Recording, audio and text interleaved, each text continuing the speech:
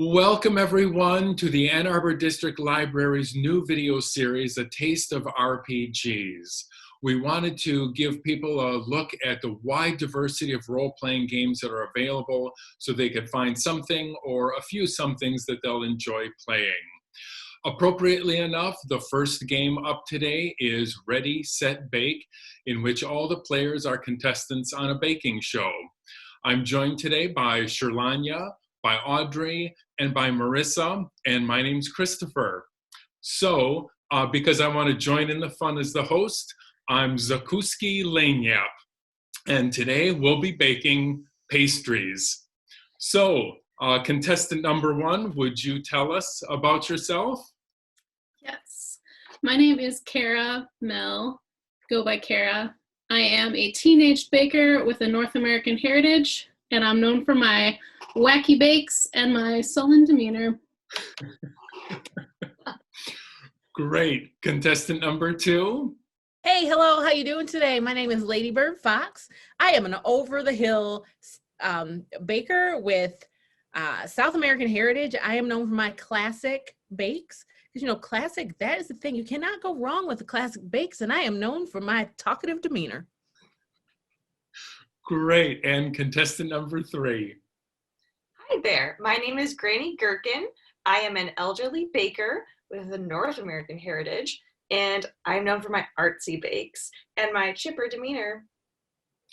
Well, welcome everyone. So at this point, I'd like you to roll some dice, figure out what your ingredients are, and also how successful you were at your preparation, at your baking, and your presentation. And remember, today we are baking pastries. So I'll just explain in a few words that this is basically a Mad Libs style game where you get to roll some dice, see what your ingredients are, and see some of your adjectives to fill in the thing that you've baked for today. All right? And normally, if we were playing face-to-face, the players would be passing me their roles and how successful they were, and then I would be announcing a winner. But today, they will be texting me their results. All right. Carmel, would you tell me what you've baked? Yes, for the theme of pastries, so I made some gooey, fleshy scones. I made them with cherry and tea bags. Just ripped those tea bags open, dumped them in, just some texture. And it was made better by the tea bags, actually, I think. But it was definitely made worse by the fact that it was a little gooey. Scones are not supposed to be gooey. So. Well, I have to say, that is quite an unusual choice of ingredients. But it's not altogether unusual. It's quite toothsome, in fact. So you did quite a good job. I see your choice of ingredients was startling, but quite successful. I have to give it to you. Thank you. Very nice. Ladybird Fox, what have you come up with us?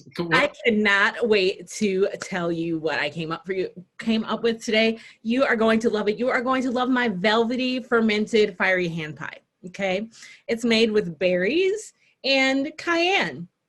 My recipe, it's just that I use a classic dough because, you know, classic is my thing, right? You guys remember that? My recipe was made better by my old school preservation skills. You see, I knew just how to ferment those berries. Just, you know, pick up the tartness a little bit for a little extra kick. And, you know, it was made a little bit worse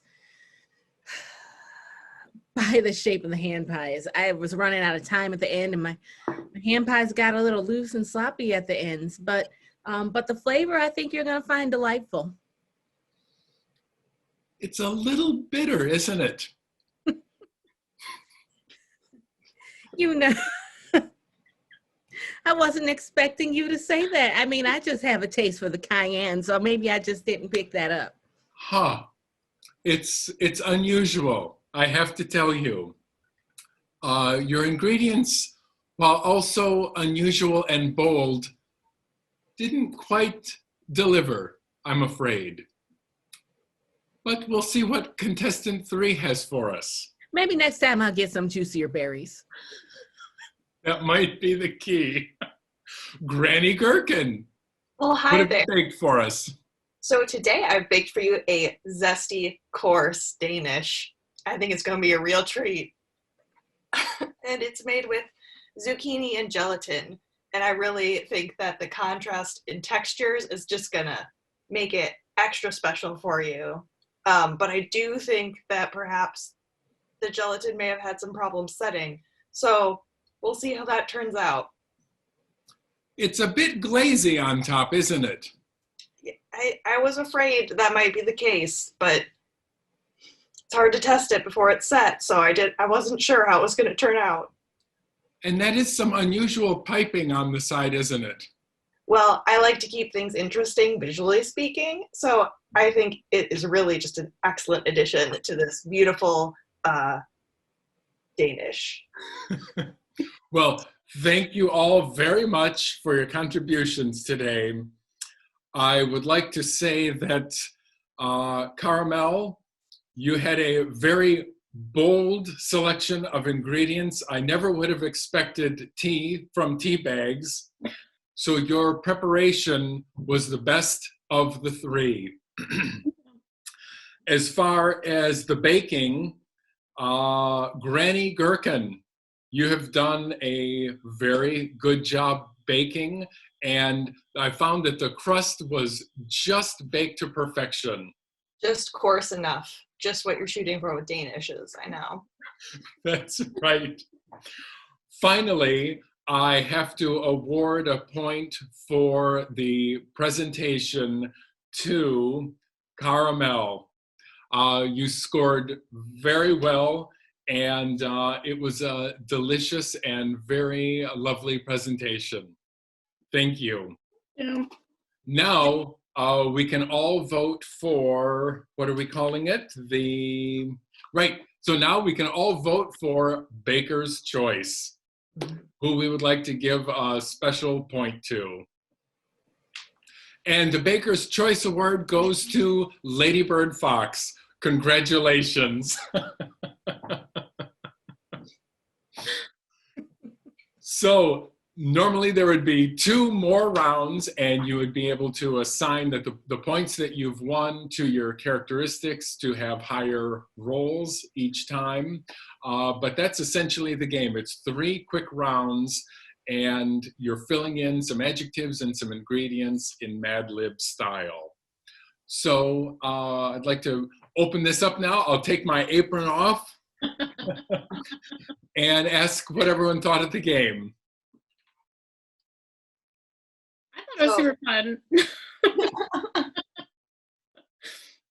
Yeah, I was kind of surprised how much fun it was because it's so simple, but some of those adjective combinations are real interesting. I liked it. This is my first time, like you guys know this is my first time playing this kind of game at all. Mm-hmm. So it was kind of a neat way to get like a little taste. But I feel like I would play I would play this again. I think it's funny. Great. Well, and I like this game too because I feel like it is really good for beginners because the rules are like kind of confusing, but once you play a game, it's like pretty straightforward. So it's not like, I don't know, you're not looking at like 5 textbooks of like rules, which was a joke, but is it? I think this game, go ahead. I don't watch Great British Bake Off or really any cooking shows, so I was nervous about like getting it, if that makes sense. But it's also like such a cultural touchstone that you don't really have to watch it to still get it. And then the game is so simple, like it's fun whether or not you get anything or not. Right. So when we did a test run of this before, we got some even more outrageous ingredient combinations. And I think the game is just fun and light and fast. And it still gives you an opportunity to get into a character, pick a name, pick a background, and have fun with it. Was it fun to be the host, Christopher? It was fun, but I stumbled a few times. I didn't pick up on some cues when I could have interjected a little bit more role-playing into it and reacted a little more naturally to some of the things that people had made. I had prepared a few things in advance, but... Sorry. What's that? I said a little more naturally with disgust. That's right. I always have to make even something this simple and fun into something stressful.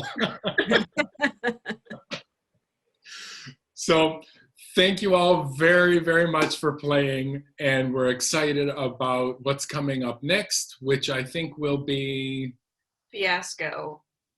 wonderful. Assuming that the tiny rule book associated with that doesn't defeat me, but we'll see. We'll see how it goes. Great. Well, thanks a lot, and we'll see you next time. Bye. Bye.